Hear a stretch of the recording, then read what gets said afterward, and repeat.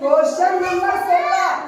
Question में क्या कह रहा है, किसी सप्ताह के तापमान का औसत 28.5 डिग्री सेल्सियस है। यदि सप्ताह के प्रथम 3 दिनों का औसत तापमान 27 डिग्री सेल्सियस तथा अगले 3 दिनों का औसत तापमान 29 डिग्री सेल्सियस है, तो अंतिम दिन का तापमान क्या होगा? अंतिम दिन का तापमान क्या होगा? एक सप्ताह में 7 दिन होता है, 7 दिन में 28.5 डिग्री सेल्सियस था।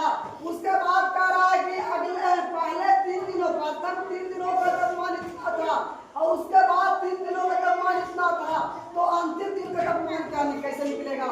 तो पहले यहाँ निकलेंगे हल में। इसलिए एक सप्ताह के तापमान बराबर, एक सप्ताह के दिया हुआ है 28.5 दिया हुआ है 28.5 डिग्री सेल्सियस।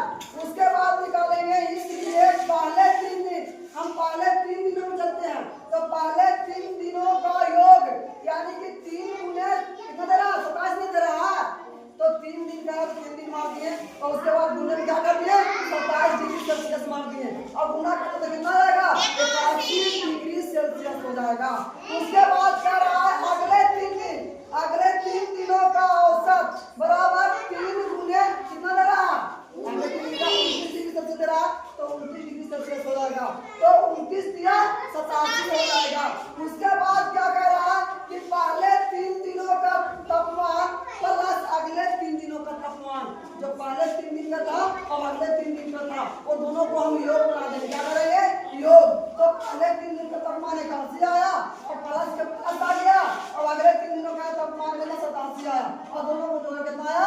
168 डिग्री सेल्सियस आ गया। उसके बाद क्या करना? अंतिम दिन निकालना। तो अंतिम दिन हम नहीं लिखें,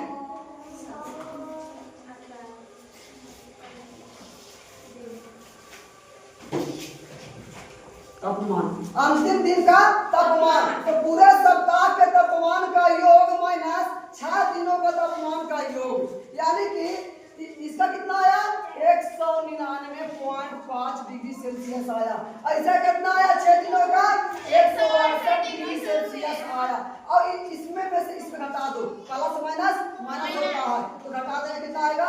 31.5 डिग्री सेल्सियस आएगा।